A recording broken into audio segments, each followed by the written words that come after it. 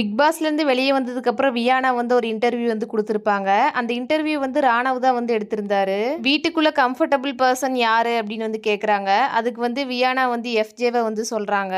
Big pass வீட்டை விட்டு இந்த வாரம் வெளியே வருவேன்னு நினைச்சிங்களா அப்படின்னு கேட்கும்போது எனக்கு தோணுச்சு, நானும் ரம்யாவும் தான் டபுள் எவிக்ஷன் அப்படின்னா எவிக்ட் ஆகும்னு நினைச்சேன் அப்படின்னு வந்து சொன்னாங்க. ராணவ் வந்து ஒரு கொஸ்டின் வந்து கேட்டிருந்தாரு. ஸ்கூல் டாஸ்க்ல வந்து நீங்க ஸ்கூல் பொண்ணு, அவர் வந்து வார்டன், இதுல இருந்து சொசைட்டிக்கு என்ன சொல்ல வரீங்க அப்படின்னு வந்து கேட்டாரு. அதுக்கு வியானா வந்து எனக்கும் எஃப்ஜேக்கும் இடையில இருக்கிறது ஒரு ஃப்ரெண்ட்ஷிப் அப்படின்னு சொல்லி வந்து முடிச்சிட்டாங்க. உங்களுக்கு பிடிச்ச கண்டஸ்டன்ட் யாரு அப்படின்னு கேட்கும்போது சுபிக்ஷா விக்ரம வந்து சொல்லியிருந்தாங்க.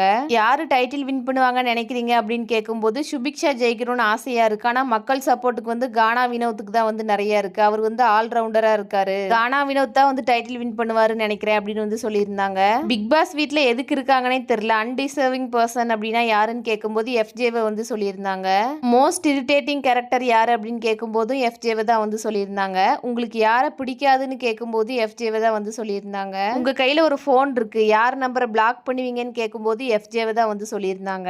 யாருக்கு கால் பண்ணி ஃபோன் பேசணும்னு நினைப்பீங்கன்னு கேட்கும்போது சுபிக்ஷாவை வந்து சொல்லியிருந்தாங்க. பிக் பாஸ் முடிஞ்சதுக்கு அப்புறம் யாரை மீட் பண்ணணும்னு நினைக்கிறீங்கன்னு கேட்கும்போது விக்ரம், சுபிக்ஷா, திவாகரை வந்து சொல்லியிருந்தாங்க.